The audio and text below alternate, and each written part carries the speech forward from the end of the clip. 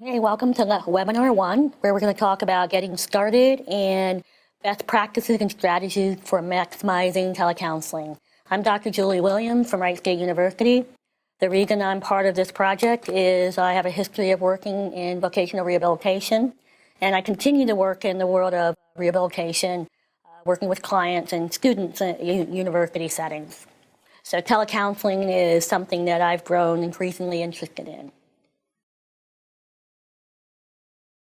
I want to start off with a quick review of some of the research that talks about the effectiveness of telecounseling and why it seems to be a good direction for all of us to go. First of all, medical health settings and medicine has been using telehealth services and telecounseling services in the form of distance learning. They've shown promise in using video conferencing and teaching and providing health habit intervention. Even surgical procedures under emergency situations, video conferencing has been used to reach out to people in even remote places to do some teaching. Telecounseling has also been found to be useful and dates back to suicide prevention lines. We forget that we've been doing 24-hour crisis lines for well over 20 years in the form of suicide prevention. We don't think of that as telecounseling, but that is exactly what that has been.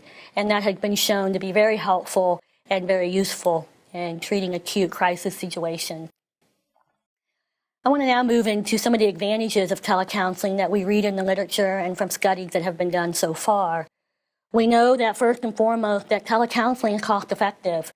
When we're able to reduce transportation time, when we're able to reduce use of office space, when we're able to circumvent some of the variables, or barriers, I should say, we also create cost-effective services.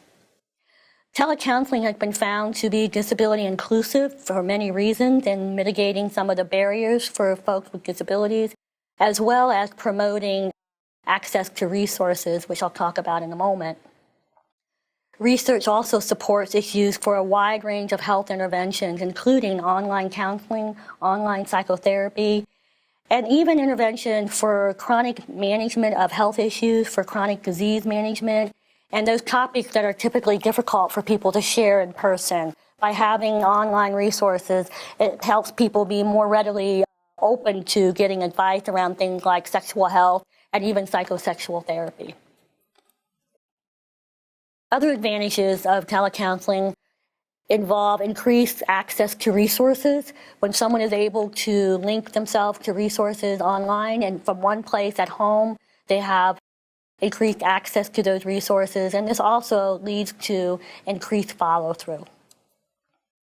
Again, the cost effectiveness, that's been proven time and time again in our research on telecounseling, that when I'm able to remove transportation, when I'm able to remove the requirement of an office space, I'm reducing cost quickly. It also increases convenience to services. When I'm removing barriers and when I'm removing obligation to show up for appointments, I'm increasing access and I'm improving convenience for that consumer with a disability in particular. The efficiency we see in our research as well, that when someone is able to sit down at a computer at their home, when a counselor is able to sit at a computer and see a room full of clients in one sitting and one time, it increases the efficiency on both ends of that. The reduction of barriers, when we think of all the barriers that people with disabilities have, they tell us it has to do with their transportation, it has to do with mobility, and it has to do with navigating bad weather, particularly in rural areas, rural communities where transportation is limited anyway, and then we throw in some bad weather. We have a no-show appointment, and we have a canceled appointment. We may have a whole day of appointments that get canceled because of bad weather. And on the mobility issue, I want to make sure that people are understanding what I mean when I talk about mobility issues. We have ADA requirement that's supposed to remove environmental architectural barriers for folks. But individuals may have mobility issues that prevent them from easily walking into a building, even if it's flat. It may prevent them from easily getting in and out of chairs and make it uncomfortable for them to come to an appointment. All of these barriers are things that will prevent someone from coming to an appointment as well as following with agreements on the vocational rehab plan. So it's important to think about that as a powerful advantage to telecounseling. As we talk about the advantages of telecounseling, it's also important to think about challenges of telecounseling. What everyone will say the first time that they even think about telecounseling is every story they've ever heard about a technology glitch.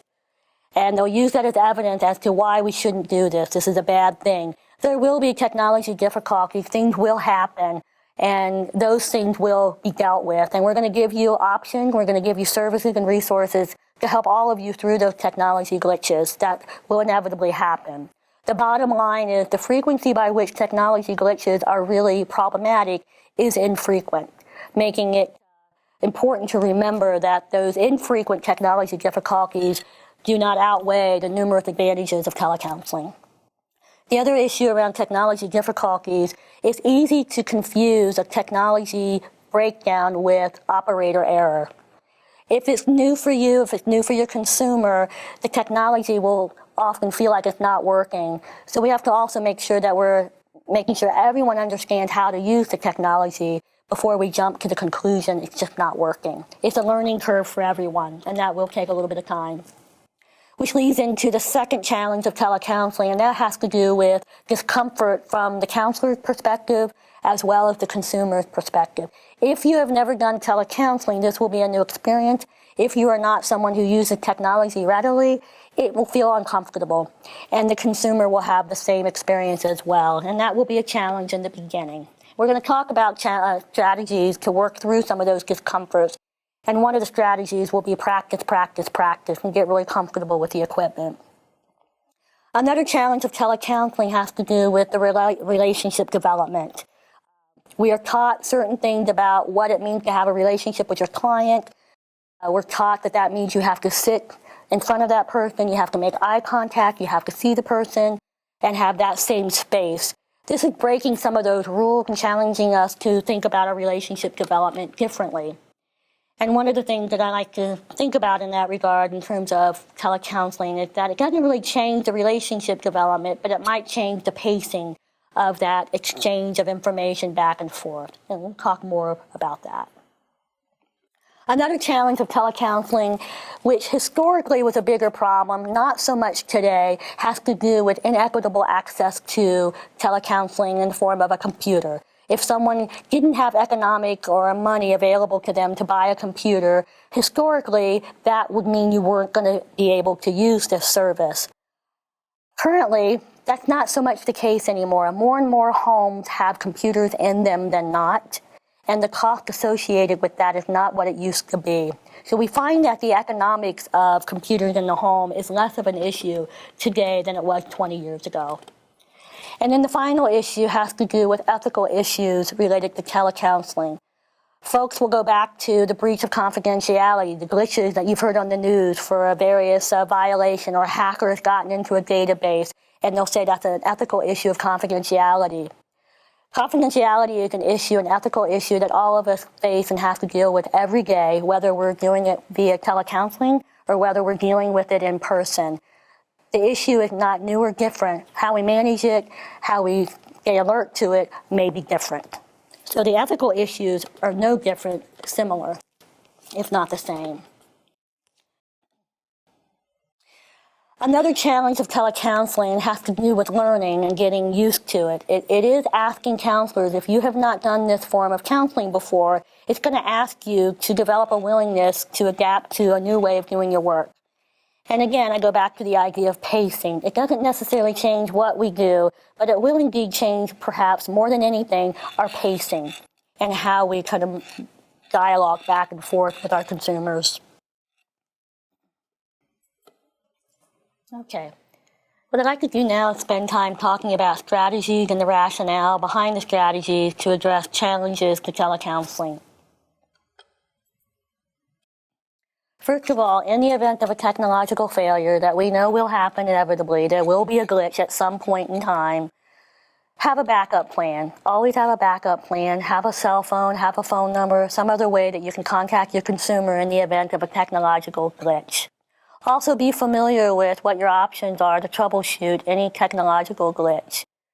But in order to maximize that session time that you've allotted for the client, use the phone, use the cell phone to do whatever you can to maximize what you intended to do for that session.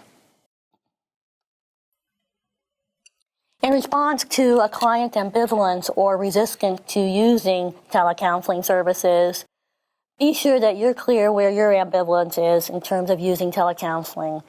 And make sure you've worked through a bit of that on your own, that you've become comfortable, that you've become clear where your worries or concerns are about starting if this is the first time you've ever used telecounseling services.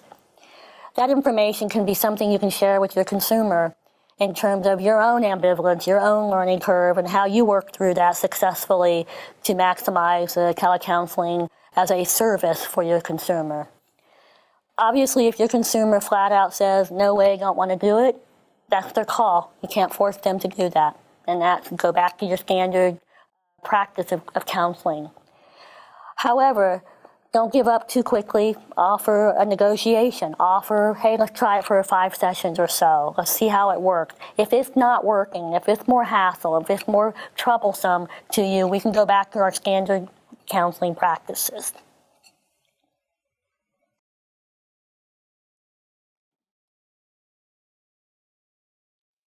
In regards to the concern about the relationship that you want to form with your consumer, the concern that the relationship will somehow be hindered by the inclusion of computer and teleconferencing, remember that real-time video is going to be interactive. You're going to have access to body language and facial expressions. You're not going to lose your consumer in this process. You'll have opportunity to use those visual cues to do what you always do, and that is to promote rapport and a working relationship with your consumer. And again, for the consumer who's struggling with social skills, this may be a mechanism by which they can gradually get more comfortable working with someone with a little more distance between you and that client. It also may be beneficial to increase access to all the vocational rehabilitation activities that you engage with your consumers on a daily basis. The use of video conferencing is not going to create a hindrance to that. You will still be able to do all the services you do as a VR counselor. You'll be able to have access to benefits analysis. If anything, both of you simultaneously, you and your consumer, can simultaneously be accessing things like benefits information, job opportunities, job-seeking skills. It may actually increase that access and increase your efficiency in providing all the services that you typically provide your consumers. It's true that there is an economic to having a computer. 20 years ago, it was more true. Folks didn't have access to computers if they had economic limitations. That is not true as much anymore. In fact, more homes than not have a computer and access to internet services at this time. So the argument that this will cost people too much money, it won't be available to them, is not nearly as strong as it once was.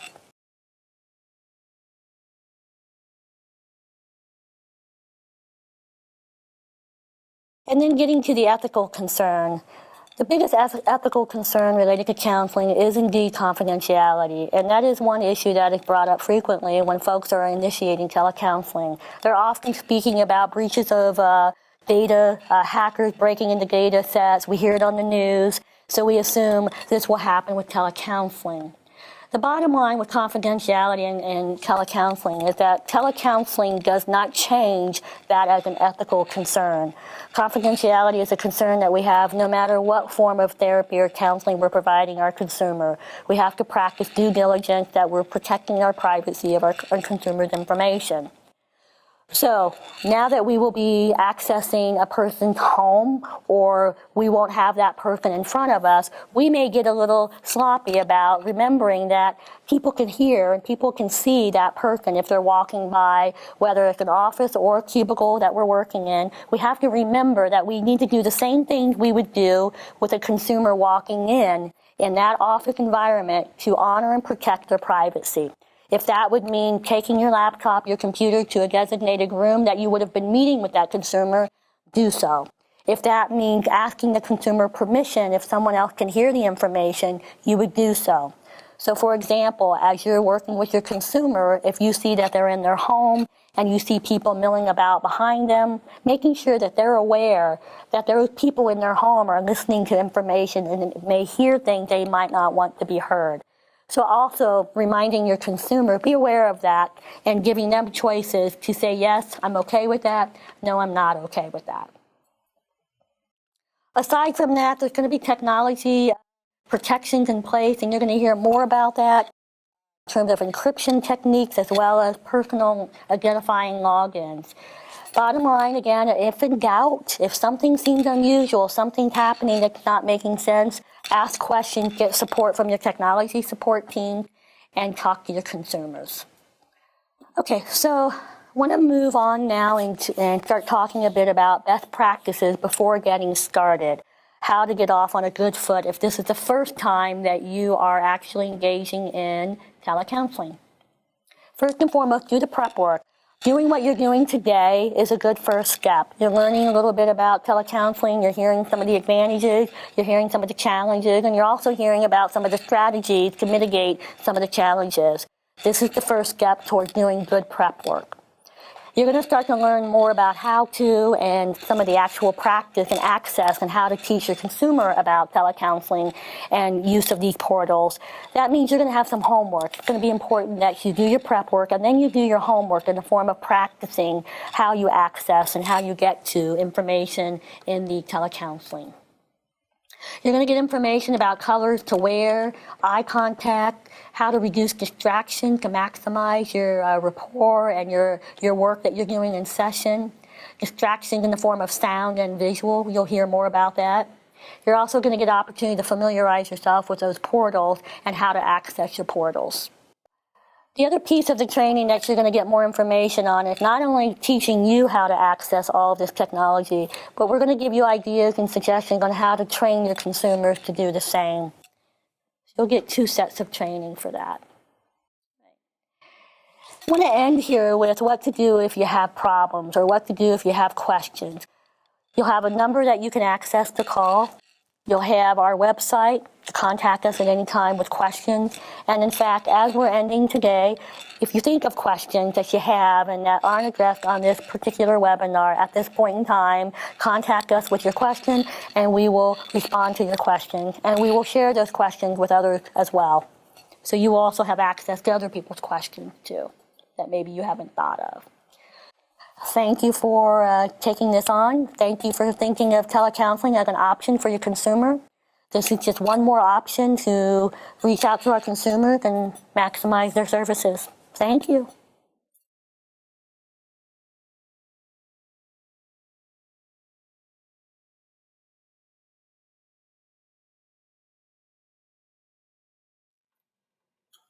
Hello, my name is Sandy Castle, and I'd like to talk to you today about the use of technology-assisted care in your work, and I've entitled this webinar From Skeptic to Believer. The reason why I chose that title was because about 7 years ago I became involved in a project called Deaf Off Drugs and Alcohol. And what this looked at doing was using kind of the technology that was already in the living rooms of people who were deaf, and which were video phones at the time, and looking at how we could take advantage of the fact that this was already technology that people had in their homes that they were using to contact their social workers and their caseworkers and their counselors and their BVR counselors and their doctors, and that people were already engaging in communication with deaf folks by using the video phones. How could we actually put together something that might help them through a therapeutic process, such as alcohol and drug counseling? So from that, obviously a long story very short, DOTA was born from that, and I was the counselor who was hired to provide services. The reason why I entitled this workshop From Skeptic to Believer is because I was probably one of the most ill-prepared people in talking about technology. I had a hard time even checking my email at the time that I got involved in the grant, the Deaf Off Drugs and Alcohol grant. So I wasn't very savvy with computers. I wasn't very savvy with anything other than maybe using text. And I did have some experience using the video phone, but it wasn't something that was really within my comfort zone. So I went from a place of not being sure this would be a good idea to kind of going along for the ride, and then gained some experience over a 7-year period of working with that grant, which eventually was renamed the Technology Assisted Care Grant. Concerns. I mentioned that I was somewhat skeptical. My background is social work and counseling, and so the training that I had was very focused on client-centered therapy, and being very present to the consumer that you're working with, starting with where the consumer is, and obviously using a lot of genuine warmth and concern for the people that I was working with. And I had a concern that trying to convey that through a camera of some sort would take away some of that warmth factor. So one of my first concerns was that it would take away one of the most important factors in a counseling process for me. And I wasn't sure how that was going to work. So I was a bit skeptical that it wouldn't be a warm situation for the consumer to feel welcomed, that there would be some kind of a feeling that it's somewhat cold and sterile of a situation. And also, I was kind of feeling like it might feel like to me that the person, even though it was in person and I was going to be able to see the person's face, that because we weren't actually in the same room, that for some reason it just didn't feel like face-to-face services. So I had to sort of get over that hump as well. I was afraid that these factors would cause it to not be conducive to a good therapeutic relationship to develop, which is, imperative when you're in a counseling situation that you have a good therapeutic relationship. So that aside, those were sort of my clinical concerns.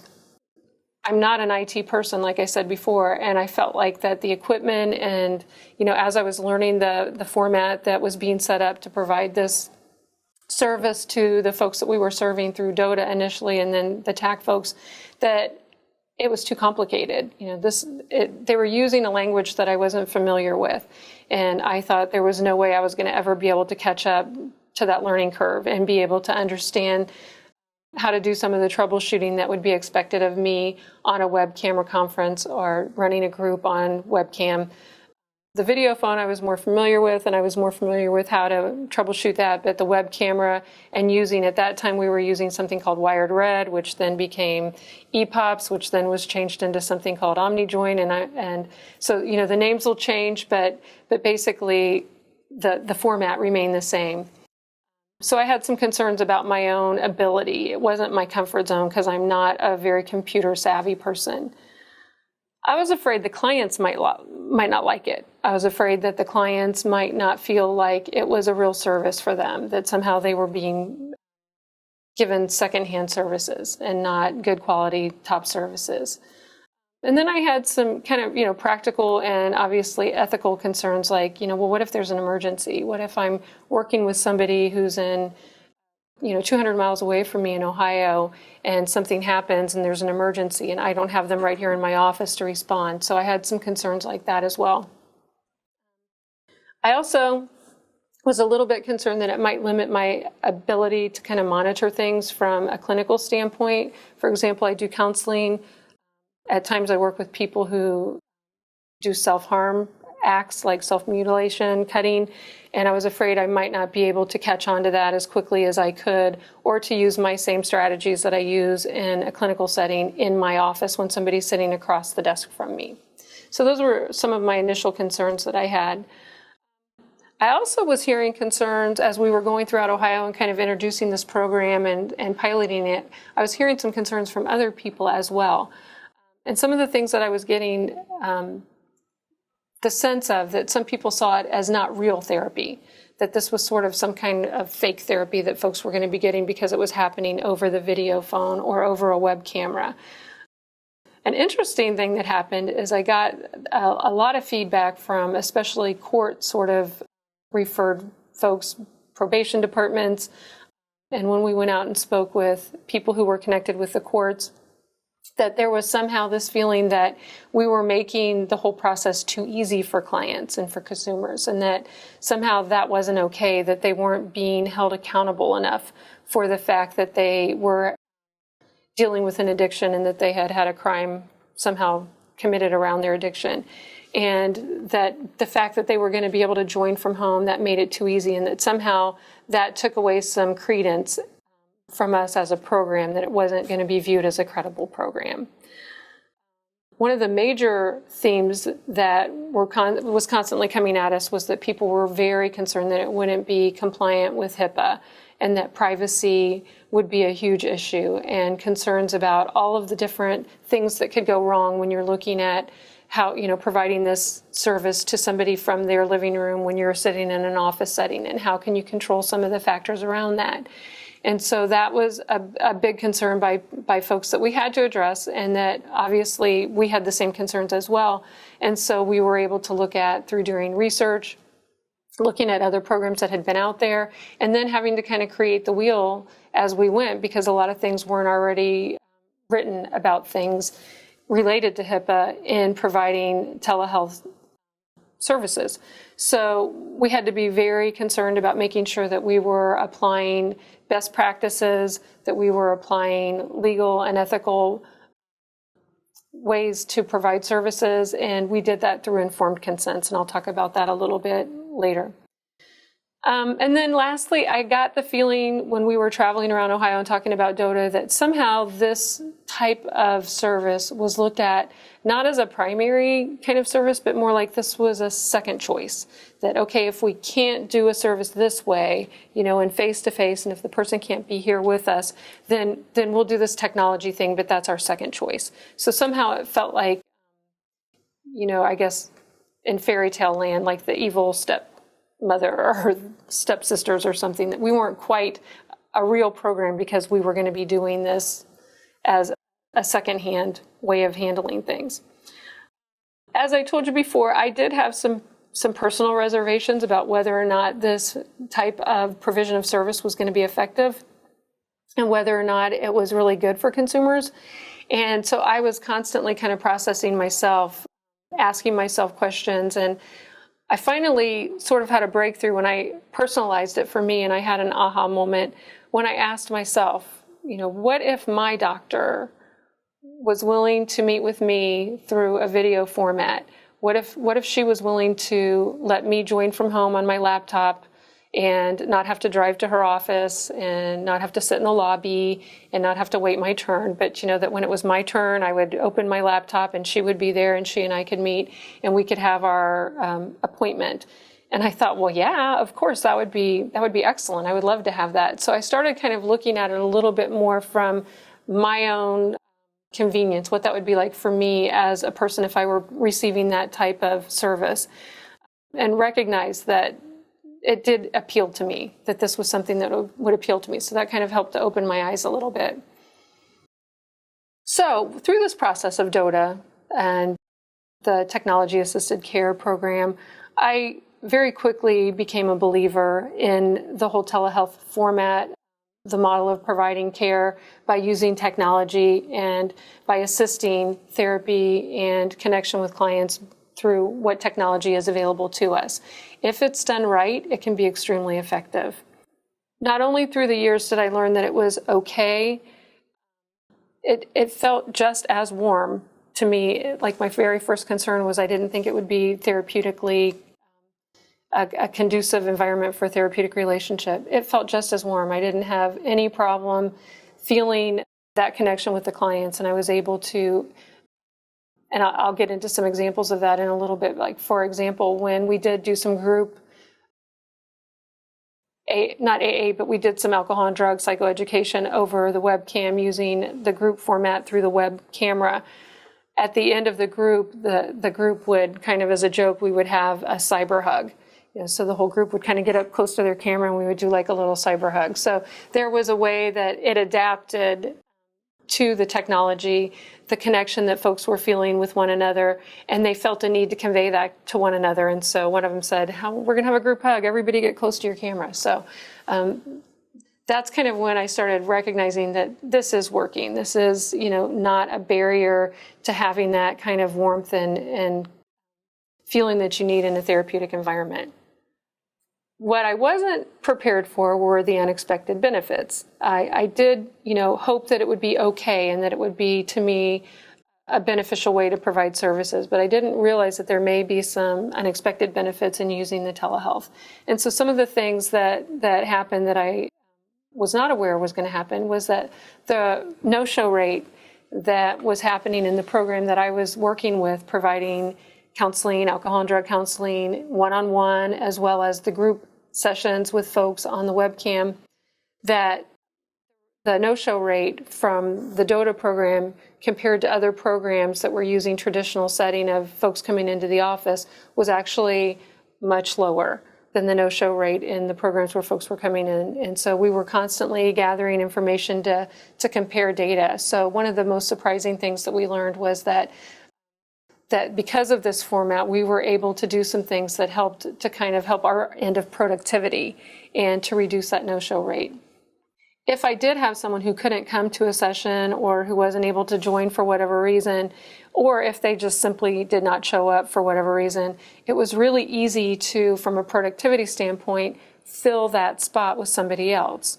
And think about this. If you have an hour between sessions, you've got somebody coming in at 2 and you've got somebody coming in at 3 o'clock for an appointment, the 2 o'clock for whatever reason doesn't show, and you're having folks come into your office, you can't necessarily get on the phone and call somebody and say, hey, do you think you can get here? Because by the time they get there, they're already going to run into your next appointment anyway. So that doesn't work.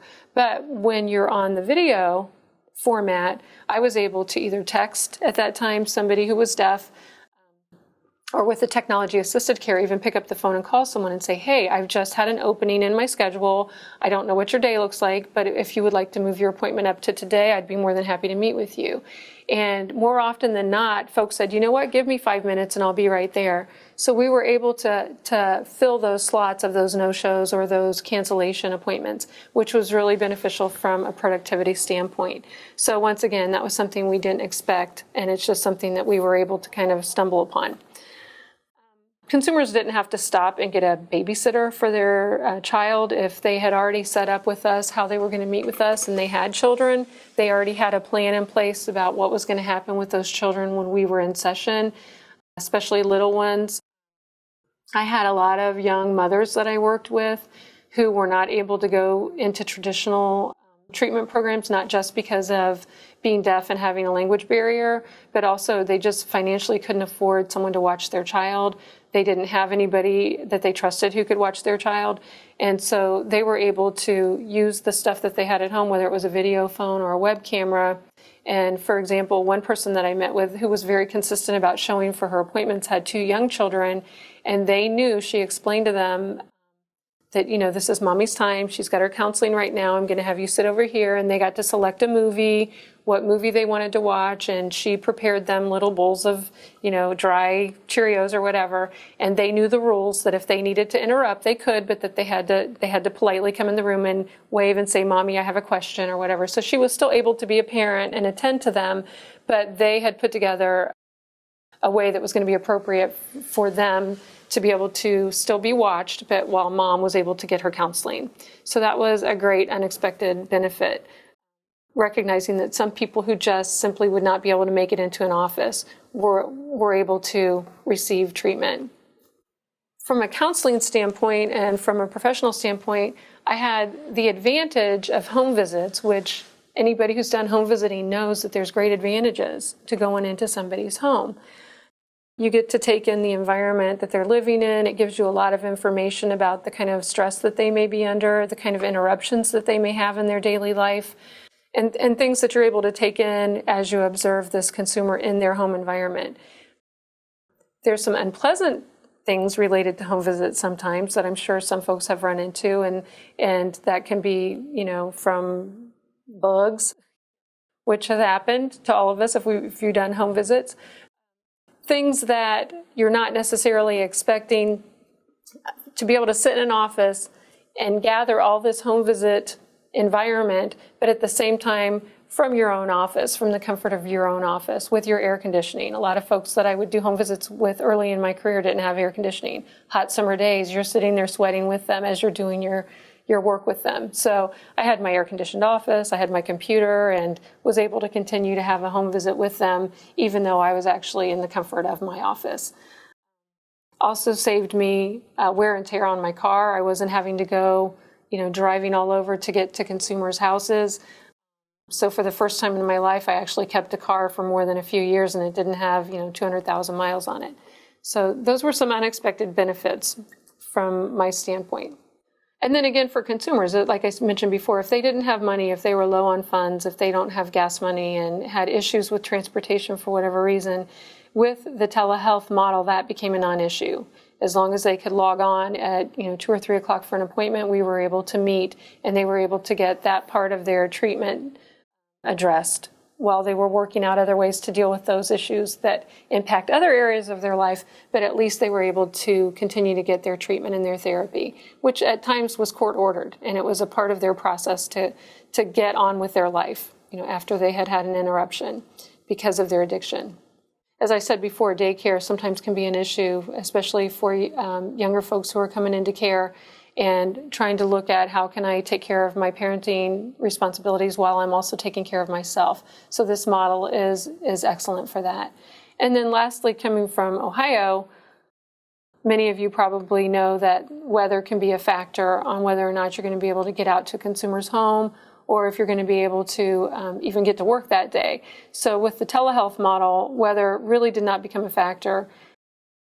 More so was whether or not somebody had good connectivity. That would be more of a factor than the weather. But, raining outside, raining outside, let's go ahead with our counseling session. So we didn't have any problems dealing with the bad weather.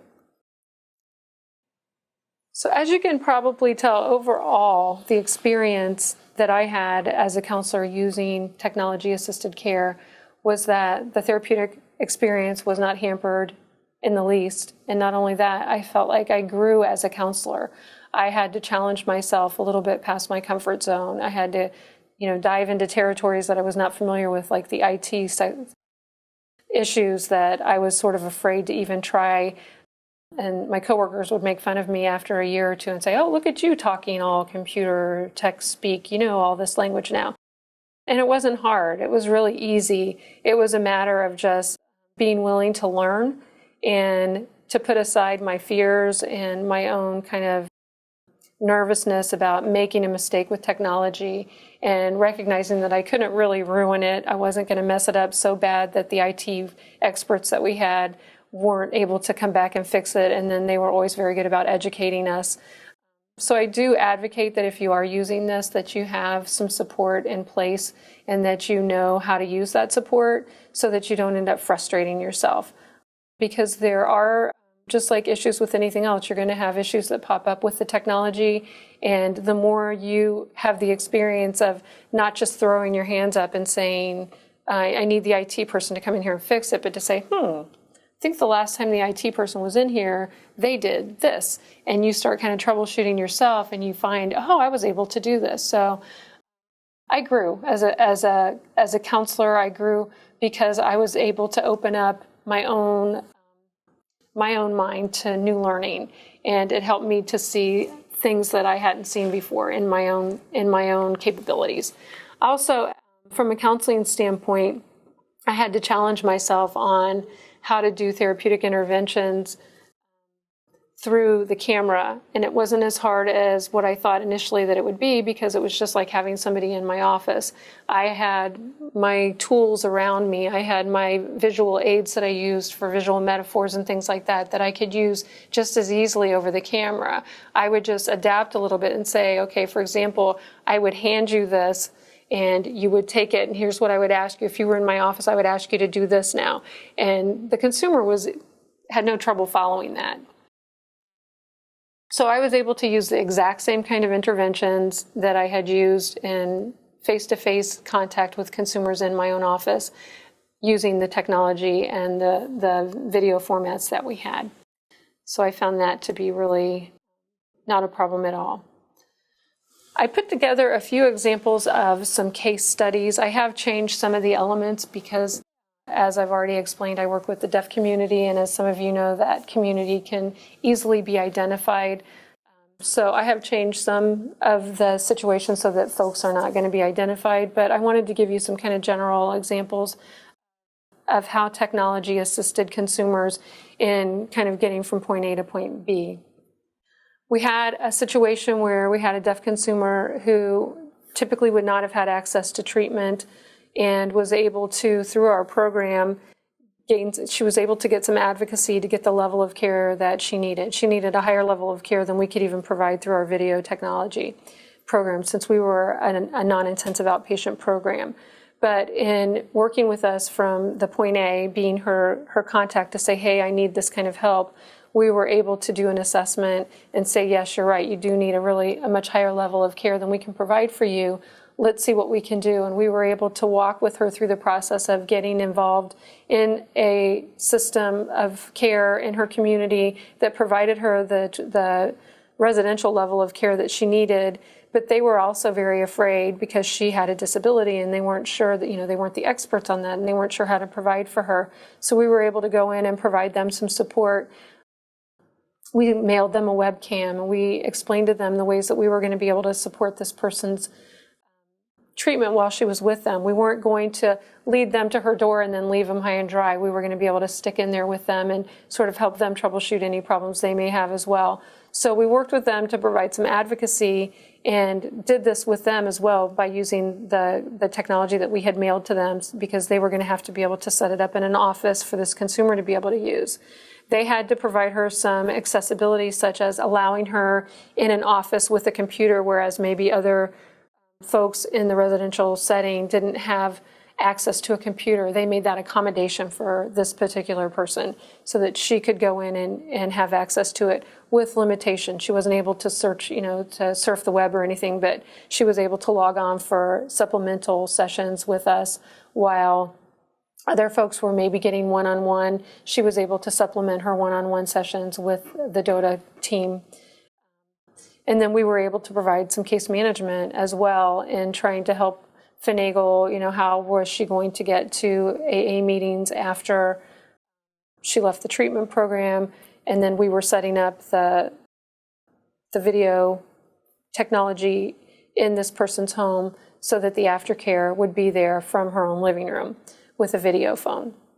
And all of those pieces, it sounds complicated, but it really wasn't that complicated, because we were able to just do this the same way you would if you were picking up a phone and calling somebody and saying, hey, we'd like to be able to try to do this, and what can you do on your end? And it was just a matter of being open to all the different possibilities. So we were able to help this person access a level of care that she needed for alcohol and drug addiction, then to move into an outpatient level of care and get continued support one-on-one as well as with the group that I described. And then another bonus that we had with the DOTA program is we were able to help put together a United States-wide AA support opportunity using this format of technology. Folks who had some sobriety, who were deaf, were willing to facilitate AA meetings or 12-step meetings. We didn't call them AA meetings per se, but they were 12-step meetings over the same wired red OmniJoin EPOPs that we had been using for our group counseling. And there were rules around that as far as secured logins and things like that to get into the programs, rules that were in place, as well as ejector buttons, so that if somebody's being inappropriate, somebody can be ejected from the web room so that they can't continue to be abusive verbally to somebody. Things like that were in place already. So that's one example. So this person was able to go from point A to point B. Would not have happened if we had not used technology-assisted care. I hate to even think what would have happened to this individual if they hadn't had the opportunity to have the technology-assisted care. Another example of kind of creative problem solving that came about using the technology is we had a women's group with the Deaf Off Drugs and Alcohol program, and for the most part, the women did not know each other outside of the group, but there were sometimes a couple of people joining from the same community, and if that happened, they knew each other from their community and maybe were already friends or acquaintances and had each other's phone numbers and things like that.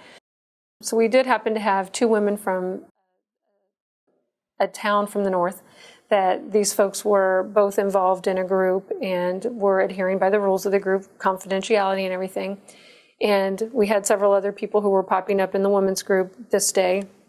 And one of the women, of the two that I was speaking about, was in the group, and she said, hold on, I'm getting a video phone call from, and she said the other group member's name, and she turns around and looks, and she says, she's telling me that she's having trouble with her computer and she can't log on the webcam, but she really needs group today. She really needs some support from the women out there.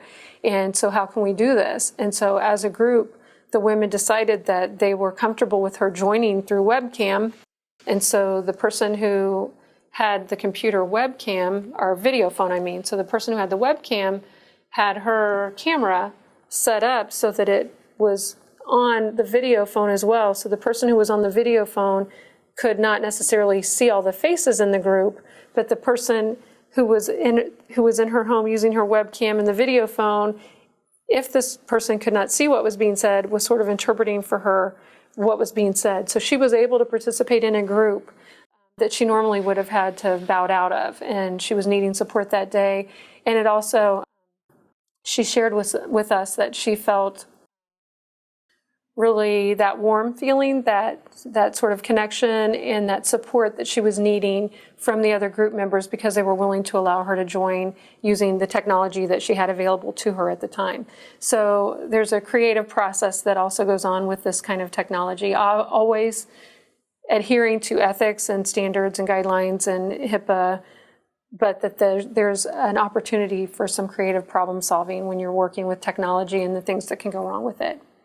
I had another interesting situation with the technology-assisted care program, and with technology-assisted care, I worked with a person who was hearing and had a gentleman who had a legal charge from a county that he was accessing services in the county that I was from, and his probation officer wanted him to complete his counseling before he could go on to move to another county. He really wanted to move to another county, but he had to complete his probation process.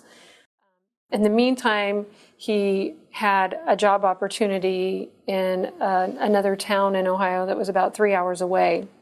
The first time that I met with this person, he actually had gone to work, driven all night to get to the appointment with me like at 8:30 the next morning, and was really tired when he got to the counseling session in person in my office. He was wiped out because he'd been driving all night. And when he came in, I said, we have this technology-assisted care program. I'm wondering if you might be a good candidate for that instead of having to drive all the way. And I explained, that we have the webcams and how this program works. And so as a team, we contacted the probation department, his officer, and that probation department or that officer got permission from the judge that would be appropriate for him to join and get his counseling using technology-assisted care. So this person who initially was coming in person was then able to join from the location where he had work in his temporary hotel room, had his computer with his webcam. We were able to complete his counseling process. He got his certificate and was able to present that to his probation officer so that he was able to get off probation. And I heard from this person afterwards, he actually got a job offer from another state and was getting paid a 6-figure salary for this job offer in another state. So he was able to go from feeling stuck where he was, not being able to work, not being able to have a job, being on probation, and kind of being in that loop of where you feel like you can't dig out of the problems that you have because of the situation that you're in, to actually being able, through technology, to be able to learn, get the counseling, do the counseling. I mean, people to get their certificates of completion had to actually do the counseling and be able to demonstrate that they were understanding, the information that was being discussed in counseling. And then with that certificate was able to complete probation, move on, and be gainfully employed in another state. So I think those are good examples of how technology-assisted care helped folks in a lot of different ways, from very small, not being able to access my group this day, to bigger, being able to actually get treatment that I needed and have advocacy for that, and then have the format to be able to continue to have that connection to help me flow from this level of care to this level of care in our system, to somebody going from unemployed and on probation to a 6-figure salary in another state. So those were, I think, some kind of vast examples of technology-assisted care. Now, was it 100% for everyone? I would have to say no. Of course, technology-assisted care was not 100% for everyone. But first and foremost, I found that if it wasn't for someone, it wasn't necessarily that the technology piece wasn't for them. It's just that particular person was just not in a place where they were ready for treatment. It wasn't necessarily the format that created that. This is a person who, if they were coming one-on-one to sessions, likely would have been no-showing for those sessions as well. They just were not ready for treatment, and they weren't in a place where they were ready to accept the treatment. I did have some situations where people had technology in the beginning of contact with me, and then because of not paying a cable bill or not being able to afford a bill, would lose technology. I did find that most of the consumers prioritized those bills and made sure they got paid so that that equipment could get turned back on. Typically, those folks would also find other ways to reach us, whether it was by finding a friend of theirs or a family member who had access to the technology, and then being able to maybe access from that person's house. I had several people who did not have equipment in their home, and when they reached out to see if they could get this kind of care from the DOTA program, were able to immediately identify a family member, a friend, or somebody who was willing to allow them to use the technology that they had in their home. And then we were able to set up the privacy, how this was going to happen, what room it was going to happen in, the doors that were going to be shut, and how the privacy was going to occur around that. Typically, we looked at ways to look at Plan Bs from the get-go. So I've kind of created a little, what I would call tips for newbies for technology-assisted care formats. The first and foremost is please don't give up. If you have some challenges with technology, don't just give up on the whole thing and say, this just isn't for me, this is too hard, or this keeps acting up and I can't get through on this screen, or the screen keeps going out or something. There's almost always, I found there was almost always a way to continue the meeting or session, with some creativity. There was almost always a way, even if it was like, we just have to contact you tomorrow morning and carry through with this, but we were always able to complete that threading that we had started with our technology care. So don't give up. Be persistent in making sure that you're looking at what are the ways that I can troubleshoot this. What's IT got to tell me that maybe we can do things a little bit differently? And then listen and be prepared and have your tips. If you're watching, if something's happening over and over again, take notes for yourself and have those ready so that when it does happen, you can kind of click around and see, okay, this is what I did last time. So just give it a chance. Give it that fair chance. Don't let your own personal comfort level of using technology determine other people's access to care, because that's kind of where I was initially. My own comfort level was sort of hindering whether or not I thought this would work. And probably just given to me, I probably wouldn't have even pursued something like this. But I was sort of along for the ride with the folks who understood the technology piece. I understood the counseling and the connection to the client piece. And by just sort of trusting that process, we were able to really impact a lot of people and were able to provide some good quality treatment for folks, and treatment that's still happening today because of the technology. So given my own perspective and my own narrow point of view, this might not have happened. So give it a chance. Consider the benefits for your consumers. And not that it's making it easy for them per se, but that it's beneficial for them to actually get the service. And I think as a care provider, anytime we're looking at anything that's going to impede care or interrupt care, you need to try to figure out what can we do to stop that? What can we do to find other ways to make sure that this person's going to get the care? And if it's by getting it through technology-assisted care, then ask yourself, if without this, would this person be able to get the care that they're getting now? And if not, then it's valid. This is a very valid way to provide the service for this person. Tip for your first session with the consumer is to actually go over some of the troubleshooting things, the Plan Bs that I talked about. If something should happen, what's our Plan B? If we are on the camera together and it goes off, here's what we're going to do. Here's how we're going to get in touch with each other. Is your texting phone working, or is there somebody I can call who's on the other end who we can work this through? So making sure that you have a Plan B. And I never had a problem with a consumer having a Plan B at the ready. Most folks said, oh yeah, if this doesn't work, I've got a friend, or my mom's got a video phone, or my sister's got this, or I can go to the library. And the DOTA and TAC program also went to local libraries and advocated for them to have private areas where folks could access technology-assisted care from within inside the library. And our IT folks were available to help us make sure that was secure and that we were providing a HIPAA-safe environment for the consumers when they were able to join from a private location like that, or a public location in a private room. So definitely look at what are our Plan Bs.